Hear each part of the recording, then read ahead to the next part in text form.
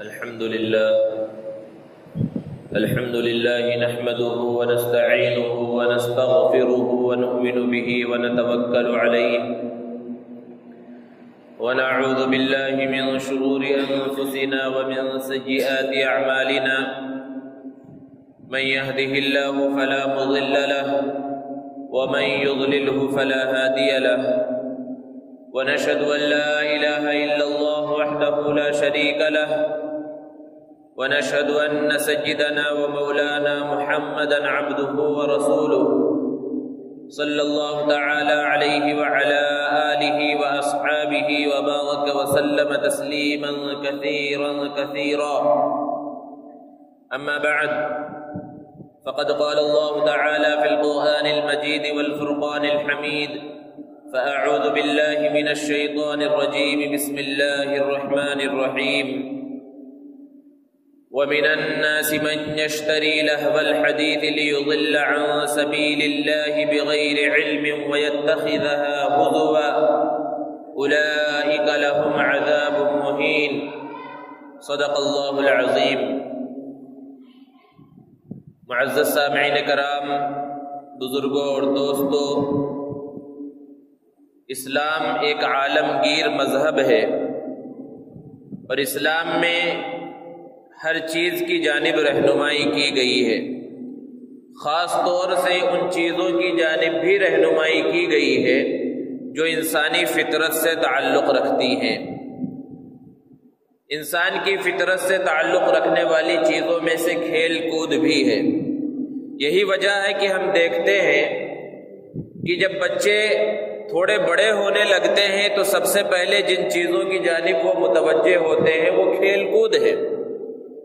اور اللہ کا نظام دیکھیے کہ جو لڑکے ہیں وہ ایسے کھیلوں کی جانب متوجہ ہوتے ہیں جو ان کے مزاج سے تعلق رکھتے ہیں، اور لڑکیاں ایسے کھیلوں کی جانب مائل ہوتی ہیں جو زنانہ مزاج سے تعلق رکھنے والی ہیں. تو بہرحال یہ کھیل کود انسان کی فطرت کے اندر داخل ہے. عام طور پر بہت سے لوگوں کا یہ خیال ہے کہ اسلام کے اندر کھیل کود کی اجازت نہیں ہے، یا کھیل کود کے احکام کو بیان نہیں کیا گیا، اس کی جانب رہنمائی نہیں کی گئی. لوگوں کے ذہنوں میں یہ بات بیٹھی ہوئی ہے کہ اگر کوئی شخص چاہتا ہے کہ وہ سچا مسلمان رہے، ایمان اس کے اندر باقی رہے، وہ اللہ کے احکامات کو پورا کرتا رہے، تو اس کے لیے یہ ضروری ہے کہ وہ کھیل کود سے بالکل الگ رہے، کھیل کی جانب مائل نہ ہو، کھیل نہ کھیلے اور نہ کھیل دیکھے. ایسی غلط فہمی لوگوں کے ذہنوں میں بیٹھی ہوئی ہے، اور وہ سمجھتے ہیں کہ اسلام ایک خشک مذہب ہے جس میں ہنسی مذاق کی، دل لگی کی، کھیل کی، تفریح کی اجازت نہیں دی گئی ہے. یہ غلط فہمی ہے. ہمارے لیے ہر چیز میں نمونہ نبی کریم صلی اللہ علیہ وسلم کی حیات طیبہ ہے. آپ صلی اللہ علیہ وسلم کی حیات طیبہ کو دیکھیں، پہلے بھی ذکر کیا جا چکا کہ اللہ کے رسول صلی اللہ علیہ وسلم صحابہ کرام رضوان اللہ تعالی علیہ مجمعین کے درمیان کس طرح رہتے تھے. صحابہ آپ کی کیفیت کو بیان کرتے ہیں کہ آپ کے چہرے پر ہمیشہ مسکراہٹ رہتی تھی. ایسا نہ ہو کہ انسان اپنے گھر کے اندر پہنچے تو چہرہ اتنا ترشرو ہے، پیشانی پر سلوٹیں ہیں کہ بچے بیوی سب ڈر کے ایک کونے کے اندر دبک جائیں. اسے ہنستے کھلتے چہرے والا ہونا چاہیے. یہ نبی کریم صلی اللہ علیہ وسلم کی صفت تھی. آپ صلی اللہ علیہ وسلم نے بہت سے مرتبہ واقعات بے شمار ہیں صحابہ کرام رضوان اللہ تعالی علیہم اجمعین سے مزاح بھی کیا. حضرت ابو ہریرہ رضی اللہ تعالی عنہ نے اللہ کے رسول صلی اللہ علیہ وسلم سے پوچھا، اے اللہ کے رسول آپ بھی مزاح کرتے ہیں؟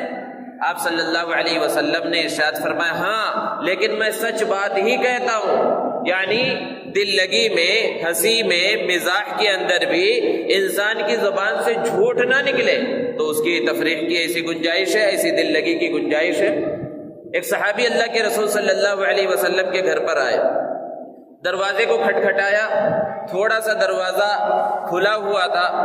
اللہ کے رسول صلی اللہ علیہ وسلم سے آنے کی اجازت طلب کی کہ کیا میں اندر آ جاؤں؟ آپ صلی اللہ علیہ وسلم نے کہا ہاں اندر آ جاؤ. تو انہوں نے ذرا دیکھیے یہ کیسا خاص تعلق تھا صحابہ کا جو اللہ کے رسول صلی اللہ علیہ وسلم کے طالب علم ہیں، شاگرد ہیں، اور نبی کریم صلی اللہ علیہ وسلم استاد ہیں، معلم اول ہیں، لیکن صحابہ کرام رضوان اللہ تعالی علیہم اجمعین کو اللہ کے رسول صلی اللہ علیہ وسلم نے اس طرح تعلیم دی تھی کہ وہ آپ صلی اللہ علیہ وسلم سے دل لگی کر لیتے تھے اور آپ اس کو ذرہ برابر برا نہیں محسوس کرتے، بلکہ آپ بھی ان کے ساتھ شامل ہو جاتے تھے۔ یہ اسلام کی خوبی ہے۔ انہوں نے اللہ کے رسول صلی اللہ علیہ وسلم سے پوچھا، اللہ کے رسول پورا کا پورا اندر آ جاؤں یا تھوڑا آ جاؤں؟ ایک ہلکا سا اشارہ تھا کہ دروازہ تھوڑا ہی کھلا تھا، تو اس انداز میں انہوں نے کہا کہ اتنے تھوڑے دروازے سے تو میں پورا نہیں آ سکتا ہوں۔ تو اللہ کے رسول صلی اللہ علیہ وسلم سے ایک مذاق کیا کہ پورا کا پورا آ جاؤں یا تھوڑا آ جاؤں؟ تو اللہ کے رسول صلی اللہ علیہ وسلم کی زندگی کے اندر اس طرح کے بے شمار واقعات ہیں، تو ہنسی مذاق ہو یا دل لگی ہو، جس طرح اس کے احکام کو بیان کیا گیا اور اس کی جائز حدود میں رہتے ہوئے شریعت میں اجازت دی گئی ہے، اسی طرح کھیل کود بھی ہے۔ نبی کریم صلی اللہ علیہ وسلم سے پہلے کا جو دور ہے جسے دور جاہلیت کہا جاتا ہے، جہاں ہر چیز میں خرابی تھی، ہر چیز میں بے اعتدالی تھی، کھیل کود کے اندر بھی بہت ہی زیادہ خرابیاں تھیں، بہت زیادہ بے اعتدالی پائی جاتی تھی۔ غلاموں کا آپس میں مقابلہ کرایا جاتا اور بسا اوقات مقابلہ اتنی دیر تک باقی رکھا جاتا جب تک کہ دونوں میں سے کوئی ایک مر نہ جائے۔ جانوروں کا مقابلہ کرایا جاتا، خطرناک طاقتور جانوروں کا انسانوں سے مقابلہ کروایا جاتا، اس طرح کی بہت سی خرابیاں شامل تھی۔ اللہ کے رسول صلی اللہ علیہ وسلم جب تشریف لائے تو جہاں ہر چیز میں آپ نے اعتدال کو قائم کیا، ہر چیز کے اندر خرابی کو ختم کیا، وہیں کھیل کود سے بھی اللہ کے رسول صلی اللہ علیہ وسلم نے خرابیوں کو دور کیا، اور کھیل کود کی اجازت ہی نہیں دی گئی بلکہ بعض کھیل ایسے ہیں جس کی جانب اللہ کے رسول صلی اللہ علیہ وسلم نے ترغیب بھی دی۔ ایک حدیث میں اللہ کے رسول صلی اللہ علیہ وسلم نے ارشاد فرمایا کہ طاقتور مومن یہ اللہ کے نزدیک زیادہ پسندیدہ ہے کمزور مومن سے۔ اور انسان کے اندر طاقت کب پیدا ہوگی؟ جب وہ گھر کے ایک کونے میں ہمیشہ بیٹھا رہے، کہیں چلے پھرے نہ، دوڑے نہ، بھاگے نہ، اس وقت پیدا ہوگی جب وہ چلے، محنت کرے، کودے تو اس کے اندر طاقت باقی رہے گی۔ اور یہ ایسی چیز ہے کہ کھیل کود سے بھی یہ چیز انسان کے اندر آتی ہے، دوڑنے سے، بھاگنے سے، آپس میں مقابلہ کرنے سے بھی انسان کی صحت باقی رہتی ہے۔ اللہ کے رسول صلی اللہ علیہ وسلم نے ارشاد فرمایا کہ جو چیز بھی اللہ کی یاد سے غافل کر دے وہ سب لہو و لعب ہے، بیکار چیزیں ہیں، اللہ کو بھلانے والی چیزوں میں شامل ہے، ان سب سے بچنا چاہیے سوائے چار چیزوں کے۔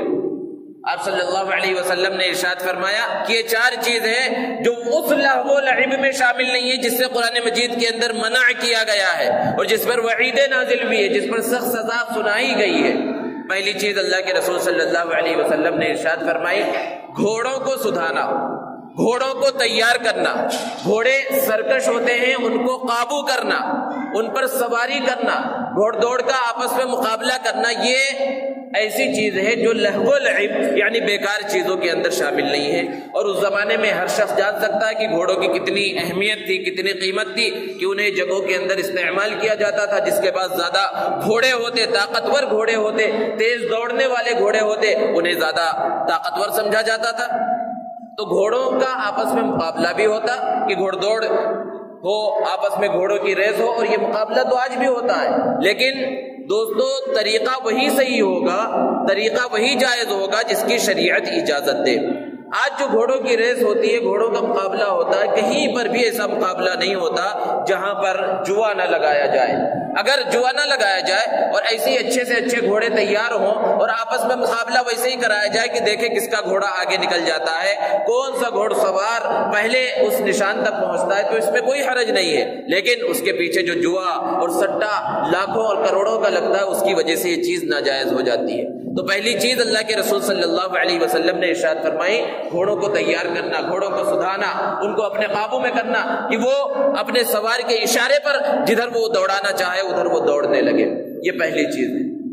اور ایک چیز اللہ کے رسول صلی اللہ علیہ وسلم نے ارشاد فرمائی کہ آپس میں دو نشانوں کے درمیان دوڑ کا مقابلہ کرنا، یہ بھی ایک کھیل ہے کہ ریسنگ کی جائے، بھاگا جائے، ایک نشان متعین کیا جائے کہ دیکھے کون وہاں تک پہلے پہنچتا ہے، جو پہلے پہنچے گا وہ جیت جائے گا۔ ایسے مقابلے اللہ کے رسول صلی اللہ علیہ وسلم کے سامنے ہوئے. آپ نے دیکھا صحابہ کرام رضوان اللہ تعالی علیہ مجمعین نے ایسے مقابلے کیے. یہ کھیل ہے اور اس کی اللہ کے رسول صلی اللہ علیہ وسلم نے اجازت دی، بلکہ ارشاد فرمایا کہ یہ ان چیزوں میں سے ہے جس پر گناہ نہیں ہے اور جو اللہ کی یاد سے غافل کرنے والی چیزوں میں سے نہیں ہے. حضرت عبداللہ ابن عمر رضی اللہ تعالی عنہ بیان فرماتے ہیں، یہ حضرت عمر فاروق رضی اللہ تعالی عنہ کے صاحبزادے ہیں. انہوں نے ارشاد فرمایا کہ میرے والد محترم حضرت عمر رضی اللہ تعالی عنہ اور حضرت زبیر ابن العوام رضی اللہ تعالی عنہ کے درمیان آپس میں دوڑ کا مقابلہ ہوا. ذرا تصور کیجئے کون ہے حضرت عمر؟ خلیفۃ المسلمین ہیں. اور حضرت زبیر ابن العوام کون ہیں؟ اتنے بڑے صحابی ہیں کہ عشرہ مبشرہ میں شامل ہیں. وہ فرماتے ہیں کہ دونوں میں جب دوڑ کا آپس میں مقابلہ ہوا تو حضرت زبیر ابن العوام رضی اللہ تعالی عنہ آگے بڑھ گئے. پہلا مقابلہ انہوں نے جیت لیا. پھر کچھ زمانے کے بعد پھر آپس میں دونوں کا جو ہے دوڑ کا مقابلہ ہوا تو اس مرتبہ میرے والد محترم حضرت عمر رضی اللہ تعالی عنہ آگے بڑھ گئے. اسی طرح روایتوں کے اندر ہے کہ ایک انصاری صحابی تھے، وہ ہر ایک کو دوڑ کے مقابلے کا چیلنج کیا کرتے تھے کہ بھائی مجھ سے دوڑ کا مقابلہ کر لو. بہت تیز بھاگتے تھے اور جو بھی ان سے مقابلہ کرتا کوئی بھی جیت نہیں پاتا تھا، ہمیشہ وہ آگے بڑھ جاتے. اور وہ اتنا چیلنج کرتے تھے لوگوں کو کہ بسا اوقات لوگ تنگ آ جاتے تھے، پریشان آ جاتے تھے کہ ہمیشہ یہ دوڑنے کے اوپر ہی جو ہے حاوی رہتے ہیں اور دوڑنا ہی چاہتے ہیں. ایک سفر سے اللہ کے رسول صلی اللہ علیہ وسلم واپس تشریف لا رہے ہیں، یہ بھی ساتھ میں شامل ہیں. اس سفر میں بھی یہ لوگوں سے جو ہے مطالبہ کر رہے ہیں کہ میرے ساتھ دوڑ کا مقابلہ کرو، لوگوں کو چیلنج کر رہے ہیں. حضرت سلمہ ابن الاکوع رضی اللہ تعالی عنہ کو ان کی یہ بات پسند نہیں آئی. اللہ کے رسول صلی اللہ علیہ وسلم کے پاس تشریف لائے اور عرض کیا، اللہ کے رسول یہ لوگوں کو بہت زیادہ چیلنج کرتے ہیں اس طرح کے مقابلے کا، اگر آپ اجازت دیں تو اسی سفر میں آپ کے سامنے میں ان سے دوڑ کا مقابلہ کروں. اللہ کے رسول صلی اللہ علیہ وسلم نے اجازت دی اور ان سے آپس میں دوڑ کا مقابلہ ہوا. اور وہ جن سے کبھی کوئی جیت نہیں پایا تھا، حضرت سلمہ ابن الاکوع رضی اللہ تعالی عنہ نے اتنی تیز دوڑ لگائی کہ ان کو پچھاڑ دیا، ان کو پیچھے کر دیا اور خود یہ جیت گئے. تو ایسے بے شمار واقعات ہیں کہ اللہ کے رسول صلی اللہ علیہ وسلم کے سامنے اس طرح کے دوڑ کے مقابلے ہوئے. اور تیسری چیز ان چار چیزوں میں سے اللہ کے رسول صلی اللہ علیہ وسلم نے بیان فرمائی، تیراکی. حالانکہ اللہ کے رسول صلی اللہ علیہ وسلم جس مقام پر تشریف فرما تھے وہاں نہ تو قریب میں کوئی سمندر ہے اور نہ اس طرح کے تالاب ہیں، نہ نہریں ہیں، نہ جھیل ہیں جہاں انسان تیر سکے.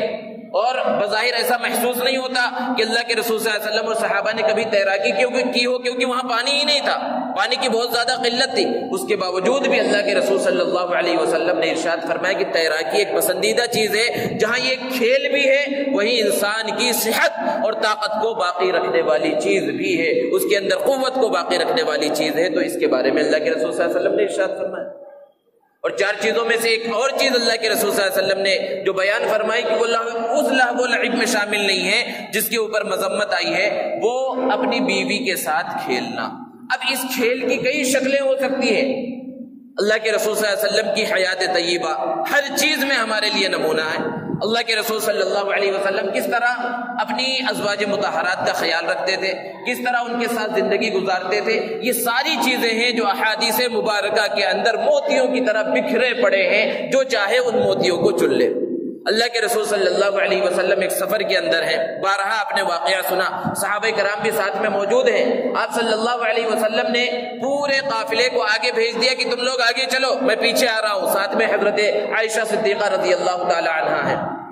آپ صلی اللہ علیہ وسلم اور حضرت عائشہ صدیقہ رضی اللہ تعالی عنہا دونوں پیچھے رہ گئے اور پورا قافلہ آگے روانہ ہو گیا. کھلا میدان ہے، کوئی بھی موجود نہیں ہے، کوئی صحابی موجود نہیں ہے، سب کے سب آگے جا چکے ہیں. اب ایسے موقع پر حضور اکرم صلی اللہ علیہ وسلم نے ارشاد فرمایا حضرت عائشہ صدیقہ رضی اللہ تعالی عنہا سے کہ چلو دونوں کے درمیان دوڑ کا مقابلہ ہو جائے. ہم دونوں دوڑ کا مقابلہ کرتے ہیں، دیکھتے ہیں کون جیت جاتا ہے.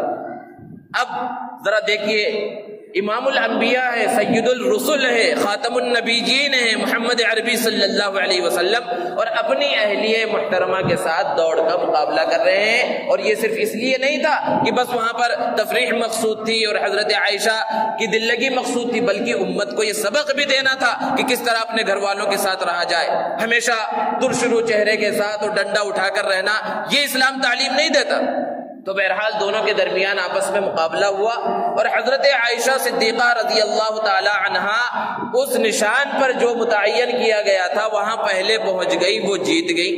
اور ظاہر سی بات ہے کوئی خاتون اپنے شوہر سے اس طرح کے کھیل میں جیت جائے تو کتنی خوشی ہوتی ہے، اور پھر نبی صلی اللہ علیہ وسلم سے جیتنا تو پھر کتنی خوشی ہوگی اس کا اندازہ نہیں کیا جا سکتا۔ حضرت عائشہ رضی اللہ تعالی عنہا بہت خوش ہوئی۔ بعض محدثین نے بیان کیا کہ اللہ کے رسول صلی اللہ علیہ وسلم جان بوجھ کر وہاں پر پیچھے رہ گئے تاکہ حضرت عائشہ صدیقہ رضی اللہ تعالی عنہا کو خوشی حاصل ہو۔ بہرحال یہ واقعہ ہوا، گزر گیا۔ پھر ایک طویل زمانے کے بعد پھر اسی طرح کا موقع آیا، اب پھر ایک کھلا میدان ہے، پھر کوئی موجود نہیں ہے۔ اللہ کے رسول صلی اللہ علیہ وسلم نے ارشاد فرمایا عائشہ پھر اور ایک مقابلہ ہو جائے اسی طرح کے دوڑ کا۔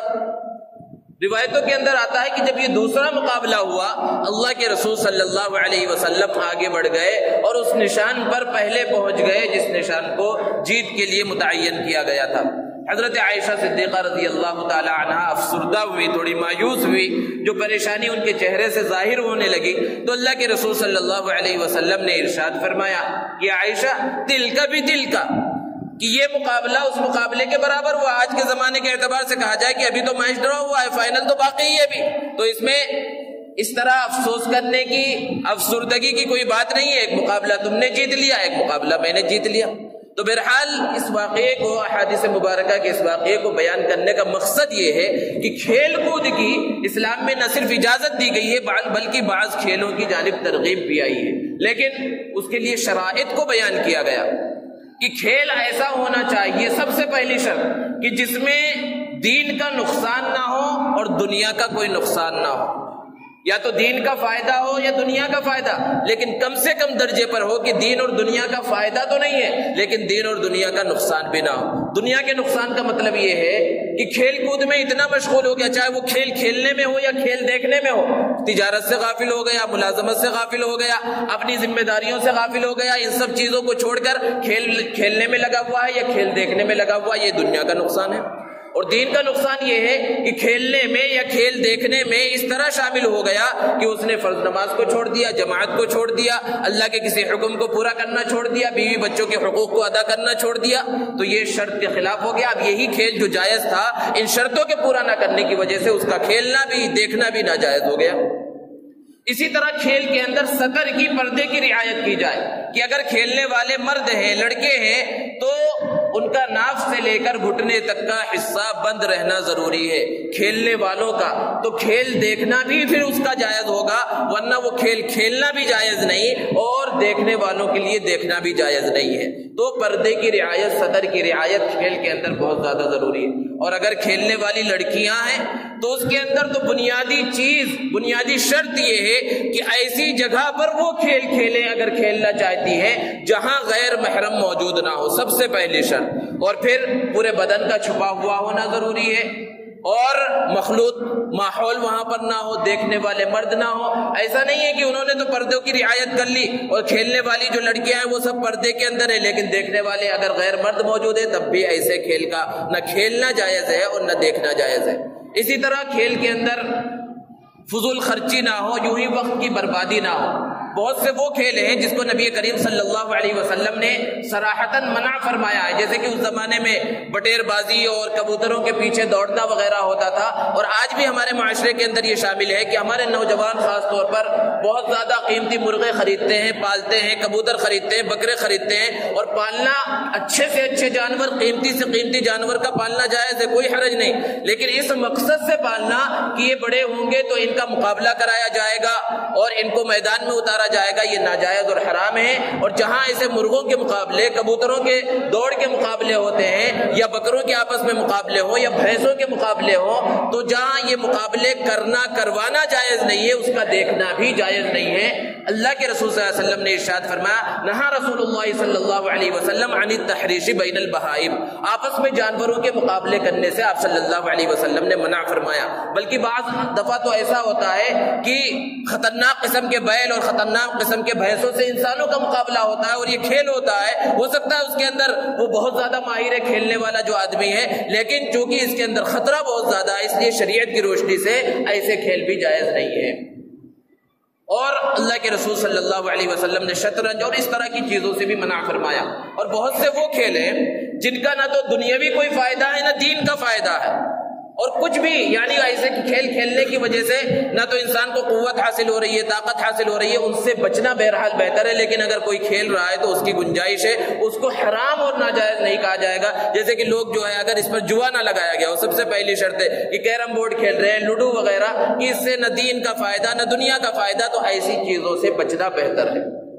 اور ایک چیز جو آج ترقی، زمانے کی ترقی کی وجہ سے، ٹیکنالوجی اور انٹرنیٹ کی ترقی کی وجہ سے جو چیز وجود میں آئی ہے، اور جس کی وجہ سے ہمارے بچے آج میدانوں کے اندر کھیلنے کے واسطے نہیں جا رہے ہیں، گھروں کے اندر ہی بیٹھ کر دنیا کے بڑے سے بڑے کھیل وہ کھیل رہے ہیں، وہ آج کے زمانے میں ویڈیو گیم ہے. اب یہ ویڈیو گیم چاہے کمپیوٹر پر کھیلا جائے، لیپ ٹاپ پر کھیلا جائے، ٹیب پر کھیلا جائے یا موبائلوں پر کھیلا جائے، سب سے پہلے تو ہمیں ہر چیز کے اندر شریعت کا حکم معلوم کرنا چاہیے کہ وہ کھیل جائز بھی ہے یا جائز نہیں. ہزاروں طرح کے ویڈیو گیم ہیں.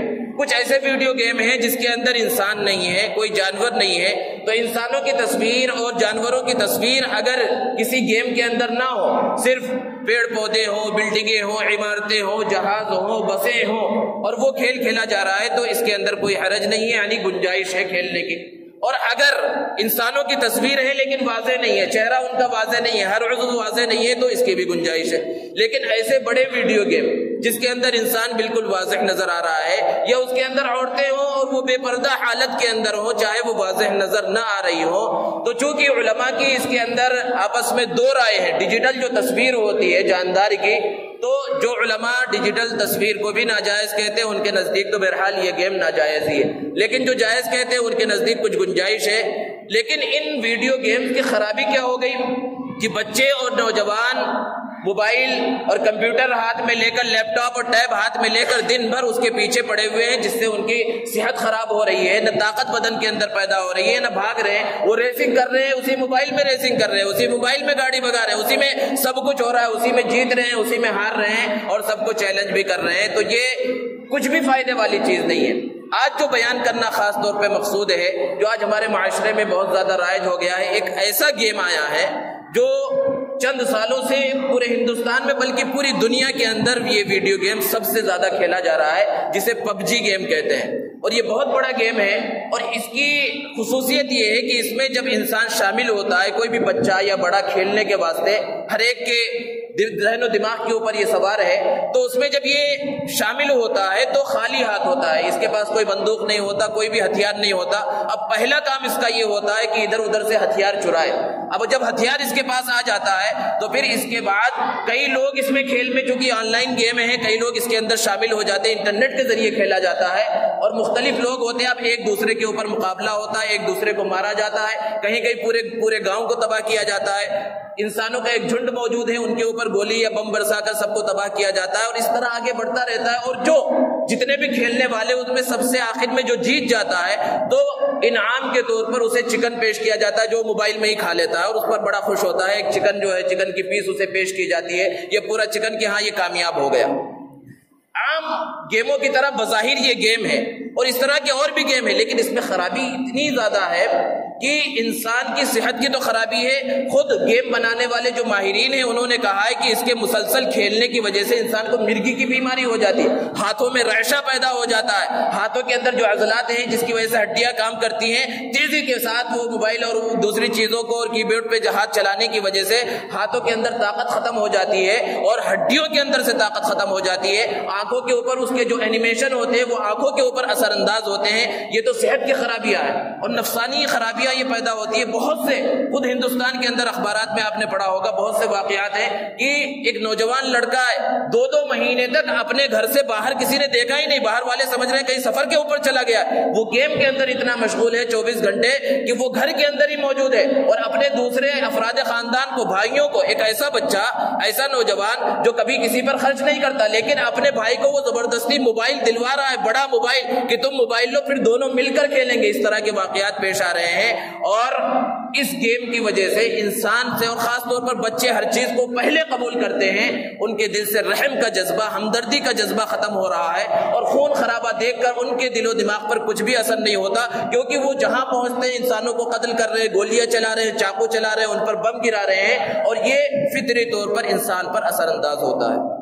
آپ نے اخبارات میں پڑھا ہوگا 19 سال کا ایک نوجوان لڑکا، اس نے اس چیز کو اپنے خاندان پر آزمایا، ماں باپ کو، بہن بھائیوں کو اس نے بندوق سے قتل کر دیا۔ پولیس نے جب تفتیش کی تو اس میں یہ پتا چلا کہ یہ پب جی گیم کا بہت زیادہ عادی تھا، اور اسی چیز کو اس نے اپنے حقیقت میں خاندان کے اوپر آزمایا۔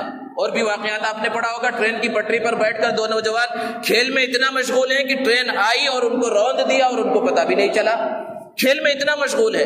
اس طرح کی بہت ساری خرابیاں اس گیم کے اندر پائی جاتی ہیں، تو یہ والدین کی اور سرپرستوں کی ذمہ داری ہے کہ ان کو ایسی چیزیں ہاتھوں کے اندر نہ تھمائیں جس سے وہ ان کی صحت بھی خراب ہو جائے، نفسیاتی طور پر وہ مریض بن جائیں، اور سب سے بڑی چیز ہے ان کے اخلاق خراب ہو جائے اور ہمدردی ان کے دلوں سے ختم ہو جائے، رحم کا جذبہ ان کے دلوں سے ختم ہو جائے، خون خرابے سے نفرت جو ہے ان کے دلوں سے ختم ہو جائے۔ تو یہ سب والدین کی، سرپرستوں کی ذمہ داری ہے کہ اپنے بچوں کو ان چیزوں سے دور رکھے۔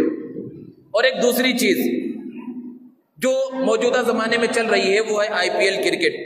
یوں تو کرکٹ کوئی سا بھی ہو، اس کا نشہ بہت سے نوجوانوں کے اوپر اور بڑوں بوڑھوں کے اوپر بھی طاری رہتا ہے، لیکن یہ IPL کرکٹ لوگوں کے اندر بہت زیادہ مقبول ہوا ہے۔ کام کاج چھوڑ کر، نماز چھوڑ کر اس کے دیکھنے میں لوگ مشغول رہتے ہیں۔ بہت سے تو وہ نوجوان ہیں جو ٹکٹ خرید کر میدانوں میں جاتے ہیں اور وہاں پر جا کر جو ہے میچ کا معائنہ کرتے ہیں، لیکن ایک بہت بڑا لاکھوں اور کروڑوں لوگ ایسے ہوتے ہیں جو اپنے موبائل پر، کمپیوٹر پر، ٹی وی پر بیٹھ کر اس چیز کو دیکھتے ہیں۔ اس کی خرابیاں یوں تو گیند سے جو بھی کھیل کھیلا جاتا ہے، چاہے کرکٹ ہو، فٹ بال ہو، والی بال ہو، اس کے اندر دوسری خرابیاں نہ ہو، جو خرابیاں پہلے بتائی گئی ہیں، تو ایسے کھیل کھیلنا جائز ہے، اس کی گنجائش ہے، اور جو کھیل کھیلا جا سکتا ہے شریعت کے دائرے میں رہتے ہوئے اس کو دیکھا بھی جا سکتا ہے، جبکہ دوسری خرابی اس کے اندر یعنی غیر محرم اور دوسری چیزیں، ناچ گانا، یہ سب نہ ہو تو اس کے دیکھنے کی بھی گنجائش ہے۔ لیکن آج جو خرابی پیدا ہوئی ہے کہ بڑے پیمانے پر اس پر جوا لگایا جاتا ہے، اور وہ سٹا جوا میدانوں میں بیٹھ کر بھی لوگ لگاتے ہیں، لاکھوں کروڑوں کا ہر میچ کے اوپر جو ہے لگتا ہے کہ جو جیتے گا ہارے گا اس کے اوپر۔ اس کے علاوہ ہمارے نوجوان جو ہر محلے کے اندر، مسلم علاقوں کے اندر موجود ہیں، وہ کام کاج کو چھوڑ کر جیسے ہی میچ شروع ہوتا ہے اس سے آدھا گھنٹہ پہلے وہ موبائل لے کر یا ٹی وی کے سامنے بیٹھ جاتے ہیں، اور یہاں پر بیٹھ کر یہ جوا لگاتے ہیں۔ بعض جوئے چھوٹے چھوٹے جس کو سٹا بازی کہتے ہیں، سب سے پہلے وہ ٹاس میں جوا لگائیں گے کہ کون سی ٹیم ٹاس جیتے گی، اور اس کے اوپر 100 روپے کا، 50 روپے کا، 1000 روپے کا جوا اس پر لگ گیا، اور پہلے بال سے ایک ایک اوور کے اوپر، ایک ایک بال پر، ایک ایک وکٹ کے اوپر جو ہے جوا ہمارے نوجوان لگا رہے ہیں۔ خود ہمارے نوجوانوں نے اس بات کو کہا کہ یہ لوگوں کے سامنے بیان کیا جائے کہ ایسی خرابی کے اندر ہمارے نوجوان مشغول ہیں۔ اور سب سے بڑی چیز کیا ہے کہ شارٹ کٹ ذریعے سے پیسہ کمانا چاہتے ہیں۔ اللہ رب العزت کو ایسے لوگ پسند ہیں جو محنت کرنے والے ہو، محنت کے ذریعے روزی کمائے، تو اگر اس میں فائدہ بھی ہو جائے تب بھی حقیقت میں دنیا کے اعتبار سے بھی نقصان دہ ہے، اور اخروی اعتبار سے تو نقصان دہ ہی ہے۔ قرآن میں اللہ رب العزت نے بیان فرمایا انما الخمر والمیسر والانصاب، کہ یہ جو شراب ہے، جوا ہے، یہ سب شیطانی کام ہے، سب گندگی ہے، ان سب سے بچنا ہے، یہ حرام ہے۔ تو چاہے چھوٹا جوا لگایا جائے کہ ایک اوور میں کتنے رن بنیں گے، اس انداز میں لوگ جوا لگاتے ہیں کہ اگر 10 رن بنے تو تم 1000 روپے مجھے دینا، اس سے کم بنے تو میں تمہیں دوں گا، اس انداز میں اس بال پر چھکا لگائے گا یا چوکا لگے گا۔ اس طرح کا جوا اس IPL کرکٹ کے اندر یا کسی بھی انداز میں جوا چل رہا ہو، اس سے بچنے کی ہر ایک کی ذمہ داری ہے، اور خاص طور پر سرپرست حضرات کی، والدین کی ذمہ داری ہے کہ اپنے بچوں کی نگرانی کریں۔ اور ایک تیسری چیز جو ہمارے معاشرے کے اندر بہت زیادہ رائج ہے آج کل کے زمانے میں، وہ ٹک ٹاک نامی ایک ایپ ہے جس کے ذریعے جو بے حیائی اور فحاشی پوری دنیا کے اندر پھیل رہی ہے جس کا اندازہ اور تصور نہیں کیا جا سکتا۔ اللہ کا شکر ہے کہ 2 دن پہلے ہندوستان کی سپریم کورٹ نے ہندوستان کی حد تک اس پر پابندی لگا دی ہے، اور پلے اسٹور سے اس ایپ کو ہٹا دیا گیا، لیکن یہ پابندی ابھی وقتی ہے، ہو سکتا ہے پھر دوبارہ اس کو شامل کر دیا جائے، لیکن نہ بھی شامل کیا جائے، اس ایپ کو ہٹا دیا گیا ہو تو ایسے دوسرے بہت سارے ایپ آ سکتے ہیں، اپلیکیشن، جس کے ذریعے نوجوان اس چیز کے اندر مشغول رہیں۔ ایسی بے حیائی اور فحاشی جس کا اندازہ اور تصور نہیں کیا جا سکتا کہ فیس بک، واٹس ایپ وغیرہ سالوں سے ہے لیکن وہ اتنا مقبول نہیں ہوئے تھے۔ اس ایپ کو دنیا کے اندر لانچ کیے ہوئے صرف 2 سال کا عرصہ گزرا، 2-2.5 سال کا، اور بہت تیزی سے اس نے ترقی کی. اور مسلمان نوجوانوں کا حال یہ ہے کہ ناچ کر گا کر اپنے آپ کو، جو بچے ہیں اچھے خاصے نوجوان ہیں، لڑکیوں کے لباس پہن کر، لڑکیاں لڑکے بن کر اس کے اندر ناچ رہی ہیں، گا رہی ہیں. پیچھے گانا چل رہا ہے، گا کوئی اور رہا ہے، فلموں کے گانے ہیں، ادھر ادھر دوسری جگہوں کی چیزیں ہیں، اور یہ اپنے ہونٹ ہلا کر گا رہے ہیں، کمر لچکا رہے ہیں، اور بے حیائی اور بے شرمی کا نظارہ دنیا کے سامنے پیش کر رہے ہیں. ایک تو ہے گناہ کرنا، اور دوسرے گناہ کی تشہیر کرنا، کھلے عام گناہ کرنا. یہ تو اور بہت بڑا گناہ ہے. اور اس کے اندر سب سے افسوس کی بات یہ ہے کہ مسلمان نوجوان لڑکیاں اور ان کا ایک بہت بڑا طبقہ اس کے اندر شامل ہے، اور خاص طور پر وہ لڑکیاں جو باحجاب کہلاتی ہیں، پردے والی کہلاتی ہیں، وہ اس کے اندر آ کر بے پردگی کا مظاہرہ کر رہی ہیں. نقاب ہٹا کر، یا بعض نقاب میں ہی پورا چہرہ جو عام طور پر اوڑھنی اوڑھے ہوئے ہیں، دوپٹہ ہے ان کے سر پر، اور پھر گانے گا رہی ہیں یا ایسے ایسے الفاظ نکال رہی ہیں کہ ایک غیرت مند انسان اس کا تصور نہیں کر سکتا کہ اگر وہ دیکھ لے تو اس کا سر شرم سے جھک جائے. بہت سے جو گھرانے دیندار کہلاتے ہیں، ان گھرانے کے نوجوان لڑکے اور لڑکیاں اس کے اندر مشغول ہیں اور بے حیائی کا نظارہ دنیا کے سامنے پیش کر رہے ہیں. بہت سے خرابیاں، وقت کی بربادی ہے، بے پردگی عام ہو رہی ہے. مسلمان نوجوان لڑکیاں مسلمان لڑکوں کے ساتھ اور بسا اوقات غیر مسلم لڑکوں کے ساتھ آپس میں مل کر ویڈیو بنا رہے ہیں. ذرا تصور کیجئے کیسی بے حیائی ہے یہ، اور کس طرح کی بے حیائی ہمارے معاشرے میں پھیل رہی ہے. اور ٹک ٹاک کے نام سے یہ چل رہا ہے، اور پھر ایسی ویڈیو آتی ہے اس میں چونکہ ہنسی مذاق بھی ہوتا ہے. ہم خود اپنے واٹس ایپ سے اور دوسرے جو سوشل میڈیا اپلیکیشن ہے اس کے ذریعے سب کو شیئر کر رہے ہیں، اپنے واٹس ایپ اسٹیٹس پہ اس کو لگا رہے ہیں. ذرا تصور کیجئے کہ ایک ہے گناہ کرنا اور ایک ہے گناہ کی تشہیر کرنا. خود انسان گناہ کر لے، وہ اس کا گناہ اللہ سے توبہ کر لے گا، معاف ہو جائے گا. لیکن جس گناہ کو اس نے پھیلا دیا، جس بے حیائی کی چیز کو اس نے پھیلا دیا، آگے انٹرنیٹ پر ڈال دیا، وہ جتنا چلتا رہے گا، جتنے لوگ دیکھتے رہیں گے، سب کے سب گنہگار ہوتے چلے جائیں گے. اور پھر بعد میں یہ توبہ بھی کر لے گا، اس کو روکنا بھی چاہے گا تو وہ چونکہ چل چکا ہے پھر اس کے بس سے باہر ہو جائے گا. تو بہت سی وہ چیز جو کامیڈی والی ہوتی ہے، لوگ سمجھتے ہیں اس میں کوئی حرج نہیں، لیکن اس میں بھی اگر غیر محرم ہے، کوئی لڑکی ہے، تو اس کو بھیجنا بھی ویسے ہی گناہ ہے. اور واٹس ایپ اسٹیٹس پہ یا فیس بک اسٹیٹس پہ لگا دینا یا کہیں بھی لگا دینا کہ کوئی بھی اسے دیکھ رہا ہے، تو جتنے لوگ دیکھیں گے ایسی چیزیں جس میں غیر محرم ہے، اور پھر ناچنا گانا موسیقی میوزک، یہ سب چیزیں جو جس کے اندر آ جاتی ہیں، تو یہ سب کے سب گنہگار ہوتے چلے جاتے ہیں. تو بہرحال یہ 3 چیزوں کو بیان کرنا مقصود تھا کہ IPL کرکٹ میں جس انداز میں بھی جوا اور سٹا کھیلا جائے یہ ناجائز اور حرام ہے. اسی طرح PUBG گیم کے ذریعے بہت ساری خرابیاں پیدا ہو رہی ہیں. اس سے خود کو اور اپنی نوجوان نسل کو اور بچوں کو بچانے کی ضرورت ہے. اور اس طرح ٹک ٹاک اور اس جیسی جتنی بھی اپلیکیشن آئے جس میں بے حیائی پھیل رہی ہو، اس سے خود کو بچانا اور اپنی اولاد کو بچانا ہم سب کی ذمہ داری ہے. اللہ سے دعا ہے اللہ تعالی ہمیں عمل کی توفیق عطا فرمائے. وآخر دعوانا الحمدللہ رب العالمین.